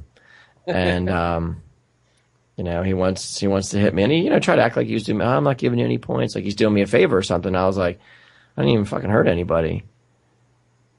Like, I don't understand. So I don't know. We'll see. We'll see, and maybe he'll show up for court. There was a guy that I heard a story about from one of my friends that one of his coworkers. He was driving home from the bar the one night, and he ended up wrecking his truck. And if you get into an accident and you're not hurt and you haven't hurt anybody else and you have been drinking, not that I think that you should drink and drive, but it's a choice. I seriously think you should just leave the scene. And the reason I say that is because they can't prove that you were drunk after the fact. Mm-hmm. So it's less of a fine. Not that, I'm not trying to give anybody legal advice, but if that would happen to me, if I would make that decision, I'm leaving. Like, see ya. I'll come back. And, they end up towing this guy's car or whatever. And so he went to court for, I think it was like fleeing the scene of an accident. Mm-hmm. Went to court. Cop didn't show up. Got away with it. I'm like, this is, I'm glad you didn't hurt anybody else or yourself, but call it a win. Sorry. That's just that's definitely a win. Definitely a win. Like, do I think this guy has a drinking problem? I think he does. This isn't the first accident that he's had, but come on, dude. So we had a good question in the comments a little while back. I think it was before we came back from break. What's that? Vince Cross put in here. When is it okay to shoot a cop? I think that's a good question. Great question. I can tell you one case that it would have been. Where's that one where shit, I can't find it. Oh, we already talked about the lady with the cops that were beating the shit out of her. That would have been a situation that you would have felt was okay to shoot a cop? I don't think it would have been unjustified. True. But odds are you probably wouldn't have survived. Right. So I think that we can talk on several levels. I mean, we're going to get into it. We'll talk about it. Yeah, let's get into it. Let's go with this. So I think that there's two different ways to discuss this. Mm-hmm. And I think that Larkin Rose does that because that was the next thing that came up, Larkin Rose's comment. When Should You Shoot a Cop? His essay that turned into a video. Yep. And I think that people take it too serious, not too serious, too literally. Mm-hmm. Because even Larkin Rose will say, I'm free in my mind. Yeah. In my mind, I can do anything that I want to do as long as I don't hurt anybody else or steal their property. Mm-hmm. So I think that philosophically, I think that there are occasions that, it would be justified. Yeah. But I think that you have to evaluate every situation on whether or not the risk is worth it. Do you think that you have a better chance of surviving this altercation or incident or not if you would choose to use, force on force? And I think that, I think that's a very good point. You say everyone is free, they just don't realize it. But I don't think that you can actually say that in this society, because we're not free. Because men with guns will come to your home and they will take you, and then you'll be free to sit in a jail cell. So, I mean, if you want to talk about it, please feel free. But this is how I feel about it. Mm-hmm. No, yeah, no. If somebody's wants to talk about it, let's call the show up. 567-314-9296. That's what 1234 pound to get through. You guys want to talk with us about this? Yeah. So I mean, and I think that 99% of the people that are in this same mindset have the same feeling of what's the risk, because and Larkin even says if you just hurt them, they're going to bring more. But even if you shoot them, they're going to bring more. There's always more. It's like a water, it's like a dam. Yeah. And there's a little pinhole, and you're the Dutch boy holding your finger in the dam, and you let it go.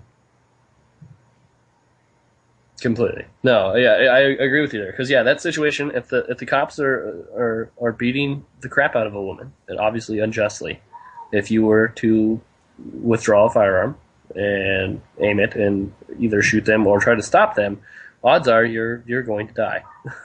It's just flat out. In the society we live in right now, you're going to die.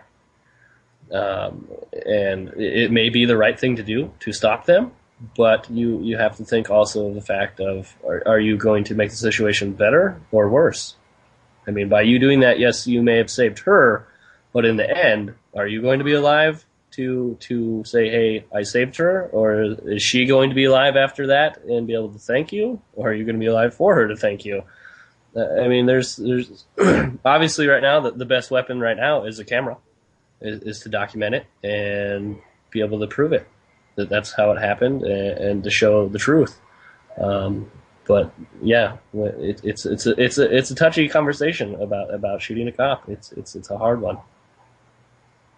Yeah, and it's a difficult conversation, and I don't think that there's you'll never find that one. Okay, well, when this happens, that's it.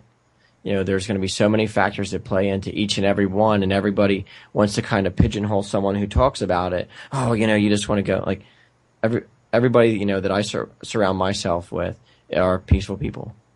We don't believe in initiating force, but I think that people don't understand the fact that defending yourself is a right that you have, and that right has nothing to do with government, with authority. It's because you're born, because you breathe. Yeah. Well, of course, Dio says it shouldn't be so hard if they're killing someone. It's true, Dio. Yeah, I mean, if they're obviously killing someone, if you feel it's necessary to intervene, and that you feel that it's justified to intervene, I mean, if that's your decision you make, go for it. That's your decision. Right, and that's what we're saying. You're taking a risk because you're now you're now putting yourself in a position that maybe you were on the outside, maybe you were a part of it. Mm-hmm. And you have to use your weapon, or you have to use your hands, which can be a weapon, at the same to that extent. But what's going to be the outcome, and how are you going to prove your case? Because we've already discussed the fact that whenever you walk into a courtroom, you're the only person there that's not paid by stolen money, unless you work for the government. Yep. So if everybody's using the same, old boy system, and I feel the same way I feel the same about defense attorneys as I do prosecutors. Mm-hmm. They're no better, no worse. Not really. And that's one thing that people kind of don't really see, because defense attorneys are the guys who go out and play golf with so-and-so, or their son's dating so-and-so's daughter, or, we're members of the same club or the same fraternity, or we're on, the other side of the thin blue line, or whatever you want to call it, Mm-hmm. It truly is. Even though you're paying this person for their time, you're paying them, and they're using that money to advance their career. If they weren't, they'd be doing a pro bono. And even if they're doing a pro bono, they're still just trying to advance their career. They don't always give a shit about you. Mm-hmm. No, yeah, it's to make them look better. It's look what I can do. Look how good I am. Yeah, it's most of the time for their own benefit, not for yours. Man, shit's getting deep around here, and I don't mean like BS. Yeah, I'm trying to keep up on this chat here. I'm like, whoa. Yeah, I'm like I'm gonna get rid of my chat, because if you have something to say, call in. We're calling you out. That's right. We need some topic here. Call on the show. Let's debate something. Yeah, so good debate is always good for the soul. It is, if you believe in that stuff. Anyway, so I found this other article, and I'm the kind of person that I like to help other people out, and I think that the best kind of help is that help that's given voluntarily. Mm-hmm. And I should. I do this. The other day I was out there. I've already talked about sometimes that I've helped people out who are having diabetic emergencies. The other day I'm standing with my friend. There's like a little child that's standing there at this event that I was at, and she's crying. Little kid, hey, where's my mom? Where's my dad? And it turned out that the person's parents were, just a couple feet away, 10 feet away. They just weren't paying attention. And I think that there are still good people out there, and this is a case of a few of them. So this is down in Raleigh, North Carolina. And this was an article just titled, "Church Volunteers Threaten for Arrest for Feeding Homeless People Biscuits and Coffee." I read that. I remember that. That is so ridiculous. How dare you help someone out? I know. And there's been so many, I don't know how many wars we're in within our own boundaries of the United States, because there's, the war on drugs, there's the war on terror. I don't even know what else there is, but there's another war that's a war on homeless people. And America treats homeless people like criminals. Oh, completely. It's sad, because, some people aren't there because of their own. Not everybody's just a bum that's a drug addict and a liar and a cheat and a thief. Some people legitimately are down in their luck, and that's when it takes good people to help them out. And here was a group. I don't even know how many were in this church group, but there was 70 people, homeless people who need food. If somebody needs a sandwich, I'll give them a sandwich. I'm not always going to give somebody money, but I'll buy you a sandwich, man. I'll go to 7-Eleven and hook you up. It's a sandwich. It's $3. Mm-hmm. I'm not going to buy you a pack of cigarettes, but still. No, so yeah, if you need food, I'm going to feed you. Yeah. So I guess there's like 70 people that had already showed up, and they were giving out like sausage biscuits and coffee, breakfast. Mm-hmm. And this was they were volunteers with Love Wins Ministries, and the cops showed up, the Gestapo, and they told them that they were not permitted to serve these people, even though they had food and people that needed it. Mm-hmm. The cop was quoted as saying, "I'm just telling you what is. Now you pass that food, you will go to jail." That's ridiculous. And this is one of those cases where I just cannot believe the absurdity of what the state can tell you the state can tell you who you can and can't help. Right, and I'm not sure. I didn't get far enough into the article. I was kind of breezing over it, but it boggles my mind as to when there's going to be someone who's like, fine, just arrest me, and that person standing up is going to be the one that, kind of breaks through, and now it's going to be a big deal because this person was feeding homeless people their own food. It's a non-profit organization. These people they're volunteers. Mm-hmm. And it would be within their own community also. I mean, you're helping out your own community. You're strengthening your own community. Completely. Well, look, we got break in about 5 minutes, but we got a couple people on the line, so let's bring... we're starting to blow up on the line, so let's bring Dio on real quick before we go to break. Dio, you there? Yeah, what's up, fellas? What's going on, man? Brother? You talked me into calling in again. We talked you into it, huh? All right, so what do you got for us? You twisted my arm. Now I forget because you went too far. Well, thanks. We need to start backtracking or what? We were talking about, when should you shoot a cop? I think it's pretty obvious, I think back to the video. I remember a video out of New York not too long ago where a young black man was running from the police. They were all over him, and he was running from them. And they actually, there was a short concrete wall with a chain link fence coming out of it on top. And he tried to jump, and the police car clipped him. And he was on the ground, out of breath, completely just all hands and feet, completely sprawled out, just gave up completely. And they just, 4 or 5 of them just came up and pounced on him. I mean, at that point in time, I'm waiting for somebody to come up and start throwing cops off this kid. You know what I mean? Just grabbing him and throwing him off of him, because that was just crazy. I mean, maybe not shoot him, but, just you have to intervene at some point, because you can't just keep on letting them get away with it. No, they do. They tend to overreact like that. I've seen that numerous times where they think they have to, 15 cops dogpile on one guy. Yeah, really? And then they're kicking Is he that and strong? And punching and shit. I mean, you got 2 cops pulling one arm one way, 2 cops pulling the arm the other way, going, put your arms behind your back, stop resisting. I mean, what the fuck, man? You're pulling my arms in 2 different directions. How am I supposed to put them behind my back when you pulled them out of my sockets? Yeah, really. I mean, if you want to take them off, I can put them behind my back at that point, Yeah, there was one video, and there's all these little compilations and stuff like that. There was a video, and it was just cops beating the shit out of people.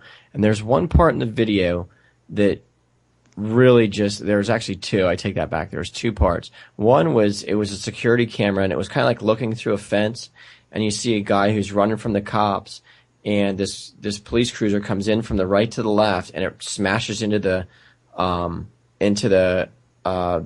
chain link fence, and the guy pretty much tumbles over it. And for 2 minutes, it's all fast forward of just cops coming up and kicking the guy, and everybody, it was like a pack mentality of hyenas on a dead zebra. It was insane. And I was like, you know what?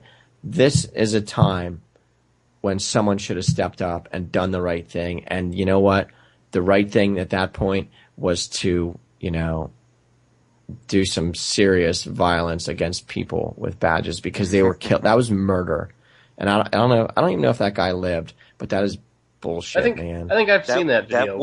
That woman with putting her face into the ground. I mean, I would have I don't know that I could have been able to restrain myself from drop kicking that cocksucker. Yeah. I think I've seen that video you're talking about, Scott, where it seems like they just take turns. There's one after another comes up and kicks him. It's really? You all have to kick him? Yeah, the other one was the exact same thing. It was, it's funny because Janelle just talked about it. There was a guy, and he was in a van being chased by the cops, and he wrecks the van, and the van rolls, and I think he pops out of there. Yeah, he flew out of the van. Are just, kicking him, they beat the shit out of him. It was very animalistic, as she would say. And I'm telling you, it's that pack mentality. Okay, it's that group think to where, that guy's kicking him. I got a lot of frustrations. I didn't get laid this week. I'm going to go kick that guy. I'm an angry guy. I have to beat him up. Yeah, the word feeding frenzy comes to mind. Absolutely. Yes. It's sad, man. And those are the times when it's cut. It's just so clear, something has to be done. And that is the violence that comes with being a cop and a government agent, and knowing that you're going to be able to get away with it. Oh yeah. But we got to go to break, Dio. Thank you for calling in. We got 2 more callers on hold that we have to get to when we come back from break. Yeah, no problem. Thanks, brother. See you, Dio. Give us a minute. We'll be back from break. You're listening to the CopBlock Radio Show.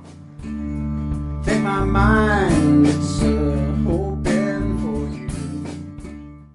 you. Tired of living in a violent society? If every citizen was armed, no one would be dumb enough to shoot people. It's exactly the ethos our founding fathers had when they wrote the Constitution and then changed it, which is what makes it sacred now.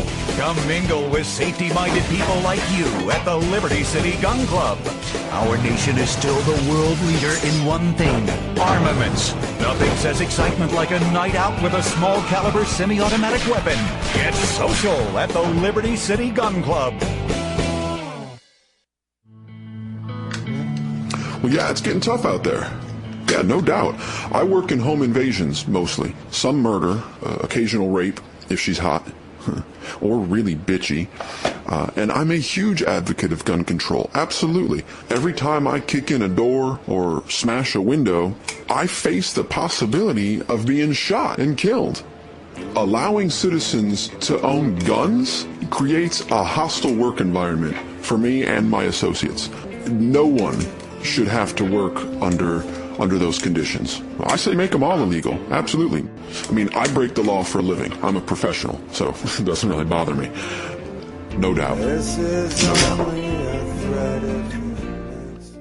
Your local violent criminals work hard and put their lives on the line every time they attempt to murder, rape, abduct, or assault a member of the citizenry. They desperately need your help. With your support, there may finally come a day when a violent criminal can have his way with you or someone you love without the fear, anxiety, and stress caused by knowing there's a possibility his victim might be armed. Please show your support by voting for stronger anti-gun legislation, because criminals prefer unarmed citizens.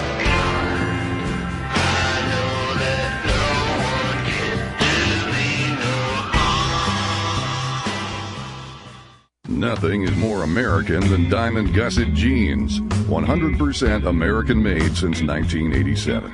Soft and broken in from the start, yet more rugged and durable than any jean you've ever worn. Have you ever experienced missized jeans from China? Well, you won't with Diamond Gusset. Every pair is crafted to fit exactly the same and always feel like they were custom made. Need a 35, 37, or 39 waist? How about a 31 inseam? We keep all sizes in stock for the fit you need. Looking for a relaxed fit, slim fit, regular fit, boot cut, or straight leg? We got you covered. Buy the world's best fitting jeans at gusset.com or call 1-888-8GUSSET. Get free Gusset targets for the next time you go to the shooting range with the purchase of their new Ranger jean. Use code COMFORT when ordering to receive free shipping on all Gusset orders at gusset.com. That's gusset.com to get only the best all-American jeans. Do you have a group or organization founded on the principles of personal liberty, health freedom, or accountable government? We invite you to check out Same Side Entertainment. Same Side is a source for activists and liberty organizations to connect with well-known leaders in today's growing movement for sustainable living, personal liberty, and sovereignty issues. Same Side has a variety of keynote speakers, debate panels, interactive web presentations, musicians, and liberty-based entertainment, as well as services for web design, graphic design, video, and photography. Same Side can help customize your event by connecting you to the best of the liberty and political world while staying within your budget. Get connected with leaders in the liberty movement like Tom Woods, Kevin Gutzman, Jack Hunter, Robert Scott Bell, Bob Murphy, Michael Scheuer, John Bush, Jordan Page, Tatiana Moroz, and many more. Find us on Facebook, Twitter, and our website at www.samesideentertainment.com. Again, that's www.samesideentertainment.com. Same Side Entertainment, connecting you with the education and resources you need. To think something so small could control you. And everything you do. When your life and all you love are on the line. The RFID chip is always with you, threatening your privacy, causing severe risk to your health and personal safety, and killing you if you do not obey rogue government demands. Because I want to increase my risk of cancer. Because I want to live in a cash-free society. Because now, the government is looking out for us. Because I have the mark of the beast, but it doesn't have me. Ask your doctor how to get your chip implanted today. Because we want to track your every move. Thanks for listening to FPRN. Don't forget to check us out on Facebook and Twitter. If you'd like to start your own show with FPRN, advertise with us, or donate to the network or to your favorite shows, check out our website at www.fprnradio.com.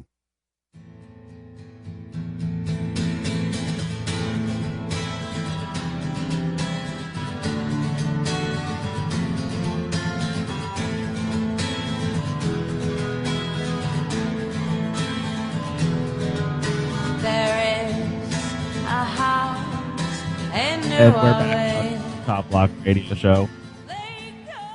I hear that we have somebody on the line, but I'm feedbacking, unfortunately. Well, welcome, Eric. It's great to be on the show. Yeah. Hey, thanks for calling in.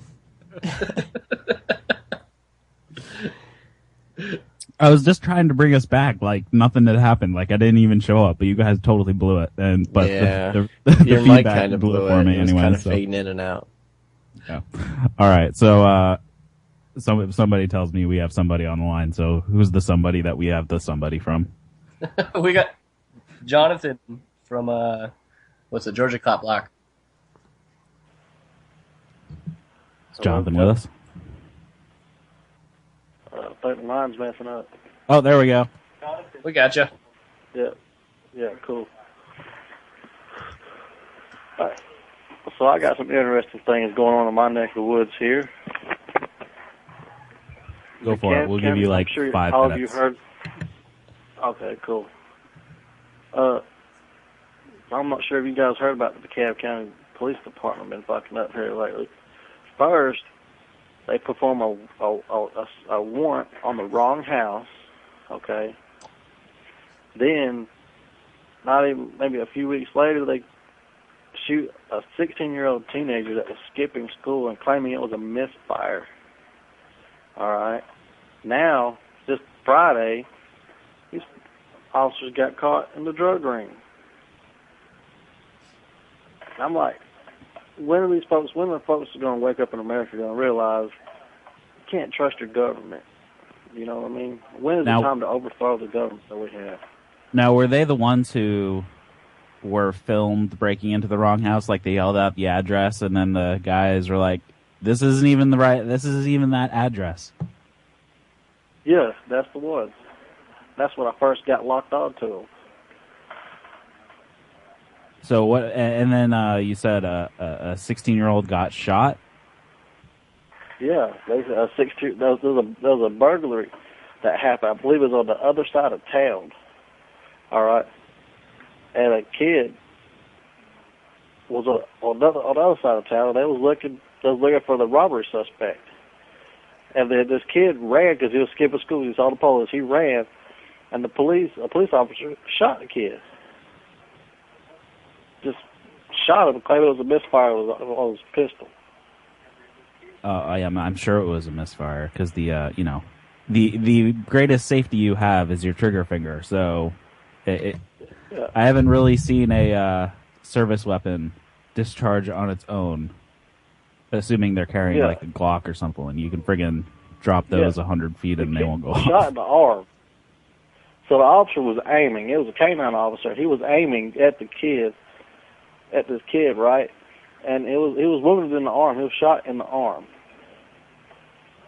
So how is it a misfire when dude was purely aiming at him and pulled the trigger and shot the kid in the arm? And then the last story you're talking about, they're now have cops being caught up in a drug ring. Yeah, the cab police officer was arrested for drug trafficking charges. How far is this from Atlanta? And he, I'm not too sure. It's not. I have to check out on the map. I don't really travel that far anymore. Yeah, because there was a story last year that I wrote about that there were a bunch of Atlanta police who were completely involved in the drug ring, like covering, like surveying drug deals and allowing them to happen and all that, and like providing security when they should have been on duty. But yeah. Yeah, these folks, they're fucking up. Well, thanks for calling in. We have to move on to another caller. Yeah, man. We have Yeah, thank you. Vince on the line, if we still have him. Yes, no? Hey guys, it's Vince Cross. Oh, there we go. Hey, what's up? What's going on? Well, I want to talk a little bit more about the page on your website on CopBlock.org. There's a specific page on here that says, when is it okay to shoot a police officer? And it goes on for like quite a few paragraphs. I think it's a great page, and I think it's worth talking about on the radio. Would y'all care to expand on that a little bit? Yeah, you're talking about the Larkin Rose article, I believe. Yeah, we kind of touched base on this a little bit earlier with another caller too. The discussion of when it's okay to shoot a cop. Well, I think it bears further discussion, and there is a Supreme Court case that says that it is absolutely okay to shoot a police officer who is arresting you for no reason whatsoever. It used to be linked to off of this page. I thought I was trying to find that, and I've not been able to find it, but maybe I can find it between now and your next radio show, and we can talk about it then.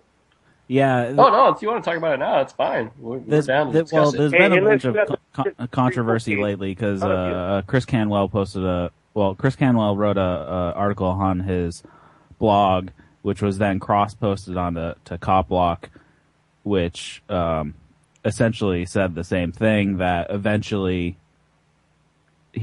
I'm paraphrasing what he said, but eventually we'd have to start shooting government agents, which then harkened back to... That's not what I'm seeing. Right, and I'm looking the at Larkin the page Rose right thing. now. They've kind of been bounced off of each other, and my personal view is that while you may be sort of morally justified, it's probably a bad idea. Well, I would agree that it's probably a bad idea and possibly even suicidal. But it's more than morally justified. It's also legally justified. Right. Unfortunately, they're not going to see it that way, and you're pretty much going to be toast anyways. And not every. This pretty much came up on Free Talk Live last week. They were talking about the situation, about the perception of others, and how you and I may see the act of a police officer arresting somebody for nothing, a act of aggression of some sort, but it seems that the general populace gives some sort of special treatment to police officers, that they have some air of authority, and they wouldn't see it that way. They would just see a loon going off and shooting at a cop, and would just ride them off the nuts. Okay, and let's carry that one step further. I'd like to talk about that a little bit more. What the perception of the general populace is. And let me bring up a specific circumstance, if you don't mind. After the Boston Marathon bombings, when the police went door to door and invaded houses with paramilitary police, let's talk about why the general populace thinks that that's okay for warrantless searches. Do you have any thoughts on that? I'll hang up and listen. I think it's a lot of just the perception of granting authority to these figures, and for somehow, I think a lot of the general populace saw it as, hey, look, they're trying to search for these people who did something bad, and somehow morally justify that in some weird way of complete cognitive dissonance, and don't really connect the dots that, hey, these guys are rolling down your street, pointing guns at innocent people, going into other homes or other people's homes. And actually, I was talking to a cop on Monday about this, and he said, well, people let them in. I haven't heard any complaints, and the searches were consensual. But wow, I'm saying, well, if there's 16 armed men outside your house, how consensual can it be? At that point, do you really have much of a choice? And if you're a rational human being, the probably best answer to take for self-preservation would be to let them in. But well, I really love that phrase, cognitive dissonance, used, because I think it happens on both sides of the gun. Mm-hmm. And apparently those same police officers are experiencing a great degree of cognitive dissonance when they think it's okay to ask to come into your home without a warrant. Definitely. But I think that's the public perception of it, and that would be why, while you and I may see eye to eye on the aggression of the police in these circumstances, the rest, if we were to retaliate or defend ourselves, we would be seen as the aggressors, even though we didn't start the fight. Well, I thought that particular Supreme Court ruling was linking to off of this page. I was wrong. I'm not going to waste your time. I'm looking for it right now. But let me get back with you next week. Can we talk again? Will do, yeah. Yeah, man. Thanks for calling in. We appreciate it. All right. Thanks for having me. Yeah, thanks, man. All right. Yeah, one thing that I was going to say, Eric, was I just, if the cops knock on your door, there's no reason to talk to them. If they have a warrant, they're going to come in. And if not, what do you have to talk to them about? I don't answer the door. I just ignore it. If they have a warrant, they're going to come in. If not, I don't care what they're there for. I'm not interested. No, thank you. Yeah, I respectfully decline. There was a good example of why not to do that in Keene recently. We've been doing so much outreach for Keene CopBlock at the college. The college is just coming back for the fall, and we just got relayed a story of a couple girls opened a door to a police officer, which then led to him entering and finding marijuana and some other paraphernalia. So they were cited with possession when they should not have opened the door to begin with.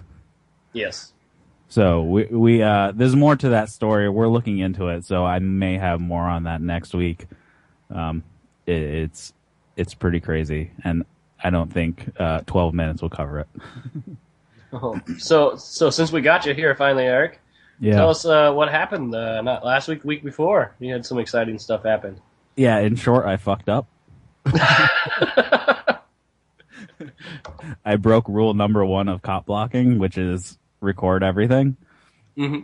So unfortunately, I don't have it. But in short, there was a checkpoint here, and we all knew about it. So 12 of us went out. It was awesome. 12 of us went out. A bunch of people had like reflective vests, so it looked like a freaking work crew. It was awesome. And people were holding signs at basically what would be the detour. And they picked a strategically bad place to put a checkpoint because the detour took less time than going through the checkpoint. So they were pulling every single car. So you could easily say, hey, you're going to be held up for at least 2 minutes. If you take this detour, normally it'll only take 30 seconds longer to take this detour. So the detour was extremely easy. There was not a whole bunch of turns or anything. It was the road basically left the main road and then came back right to the main road on the other side of the checkpoint. So tactically it was a bad location. So anyways, I parked my car maybe a half mile away from the checkpoint at the detour. I walked from the detour to the checkpoint, which was right in front of a gas station. So we were down there filming, asking questions. We asked to see the procedural document, and the guy only showed us the first page. I'm like, well, I want to see the rest of it. It does me, and he's like, well, you can get it on Tuesday when the court opens. I'm like, well, it does me no good on Tuesday if I can't see it tonight. And unfortunately, he didn't let me see the rest of the procedure, so we've had to put in a request, and we still haven't gotten the whole petition yet, and hopefully we'll have it soon. But anyways, I got a call on the radio saying that, hey, there's a cop up here, and he's writing tickets for the cars that we had parked. So my car was up there. So I'm like, oh, great. And, of course, I had the keys, and nobody else at the checkpoint had the keys. So I had to run back a half mile to my car so I could move it, or else I was getting a ticket. The cop decided just to leave, and he just stuck a 24-hour tow notice. So, it's an abandoned car. If it's still here in 24 hours, it'll be towed. So, really, I ran back for nothing. Unfortunately, they didn't relay that to me over the radio. So, anyways, I ran all the way back, and by the time that happened, I obviously was tired because I ran all the way back. And unfortunately, I wasn't wearing socks, so my shoes put a huge blister on the back of my foot. So I'm like, screw it. So I got into my car, and I was going to drive down to the gas station to get something to drink because it was actually before the checkpoint, right before the checkpoint. The cone was literally right after the driveway. So I start driving down there, and I'm thinking, it looks a little dark. And then I got to the freaking gas station, and it was closed. I'm like, oh. So I didn't end up pulling into the gas station like I planned to, and I ended up going into the checkpoint. Unfortunately, my camera was out of reach in the back seat, so I didn't start recording it. And they were pulling every car, so the guy motions me over. He's like, blah, blah, blah, it's a DUI checkpoint, license and registration. I'm like, well, are you detaining me for something? He said, I asked, am I being detained? And he said, temporarily you are. You're at a DUI checkpoint, license and registration. I'm like, well, what crime would you suspect me of committing to pull me over? He's like, none, license and registration. I'm like, well, I kind of need to know what probable cause you had to pull me over. And then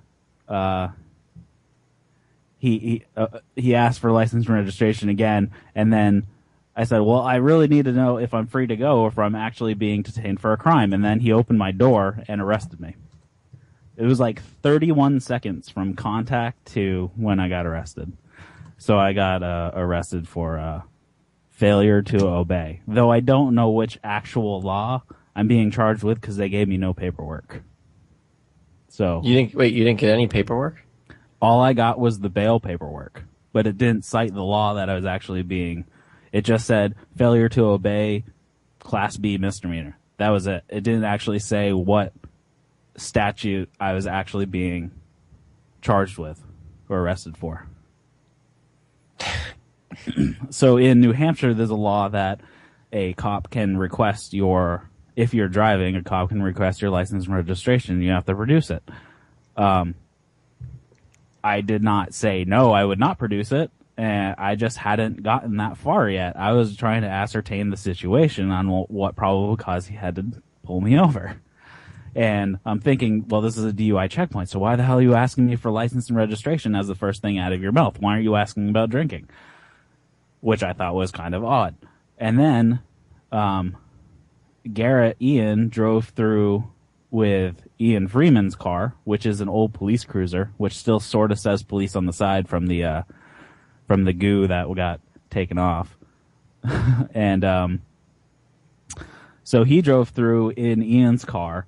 They asked him for license and registration, and he didn't produce it. He said, I don't have it with me. And they're like, well, where is he? He's like, at home. And they're like, well, what's your name? And he gave him his name, and they asked for registration, and Ian Freeman was in the passenger seat taping it all, and they asked for registration, and Ian asked if he was suspected of a crime or something. And he started talking to the statey because it was somebody that he had already busted as being an undercover drug sale once. So now he's a uniformed statey because he's been outed as an undercover. So, yeah. So at that point, they took Garrett's name. They still haven't gotten the registration. They walked back to the police. The cop went back to the police car to run his name and whatnot. Ian tried to get out of the passenger side, and he got a whole boatload of "Sir, get back into the car. It's for your own safety." Mind you, this is at 12:30 at night, and there's a car coming into the checkpoint once every 5 minutes or so. And if he was in danger, they'd have to hit like 2 police cars before they even got to him anyways. So anyways, they shoved him back into the car. In the end, they told Garrett that, you're supposed to have your license on you, but we're not going to give you a ticket for it, and they let him go. So in the end, they let Garrett through without showing his ID or registration. But like with me, they just asked him for license and registration. They never asked him about drinking. All the while he's at the checkpoint, he is drinking out of a brown bottle. He's like drinking IBC root beer or something, which is really funny to watch because he in between talking to the cop, he's like taking a swig out of the brown bottle. And then later on, same thing happened. James Cleveland, he drove Ian's police cruiser through. Same thing. They just asked him for license and registration, and he said, "Do I have to produce that?" And they said, "Sir, really, we only have to ask once, license and registration." He's like, "Well, what's going to happen if I don't provide that to you?" And they kind of like gave him a little bit of the silent treatment, and he handed over the paperwork. But same thing. They didn't ask him about drinking. The first words out of their mouth, and the only questions that they asked were license and registration. So was this a DUI checkpoint or not? Dude, the video was hilarious. He's got a brown bottle right in his hand. Nothing. Yeah. What was the, they did this kind of a similar thing with, they were in like a town hall meeting and they were drinking. The drinking game, yeah. Yes, the drinking game. They did it in Keene. Is in protest of the open container law in Keene. It's pretty funny. You can just search it on YouTube. The city council drinking game. It'll come right up. But it was pretty funny. So yeah, that's kind of been my time so far. Although when one of the producers of the show was up during that weekend too, and we went out on Friday, and there were like 8 of us out cop blocking from 9 to 3 in the morning, which was awesome. It was so fun. And we've been doing so much outreach. Like I just drive around, I just like ride my bike through like the college area. They're like, "Hey, it's the Cop Block guys." And we have like an entire fraternity, like an upstairs balcony and a downstairs balcony, all full of people like, "Yeah, we love Cop Block." It was awesome. And we exposed an undercover who was trying to walk around and bust kids for like open container and whatnot. Yeah, you were telling me about that. The dude got in an unmarked van or something. He went home crying to his mama. Yep. It was hilarious because like we had 4 guys following him around for a solid 20 minutes. Like just 4 guys shining a light on him, walking around with cameras until he finally gave up and got in his little minivan and drove off. But it happened right at the right time because I was talking to that entire fraternity on the balcony and whatnot. They're like, "Why do you do this?" And it's like, well, they like to bust kids for open container or unlawful possession of alcohol or whatnot, and they always send undercovers out. And then lo and behold, come walking down the street is the undercover with the 4 guys following him with a camera. I'm like this guy's an undercover cop. That guy sucks. Yeah, and he's busting people for having an open container of alcohol and all this crap. So he drove off in his minivan and he came back in uniform in a cruiser. It was pretty funny. He came back then? Yeah, after he drove off, like after that point, he's totally exposed. So he went back to the station, changed into his uniform, and was out in a police cruiser. But yeah, it was pretty crazy. Bat belt. They're nuts here. Like we've heard a story of a girl was cited with unlawful possession because she was cleaning up the front porch, like cleaning up the bottles that were like half empty. But she was under 21. So they cited her with unlawful possession because she was trying to clean up. That's bullshit right there. All right, well that's it for the Copblock Radio Show for this week. Hopefully, I will make it for the entire show next week, which will be the first in a couple of weeks. So, thanks for joining us. Yeah, thanks, Eric. Right in the end of the day. So remember, until next week, badges don't grant extra rights.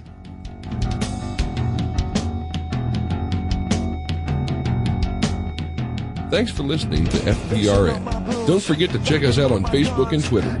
If you'd like to start your own show with FPRN, advertise with us, or donate to the network or to your favorite shows, check out our website at www.fprnradio.gov.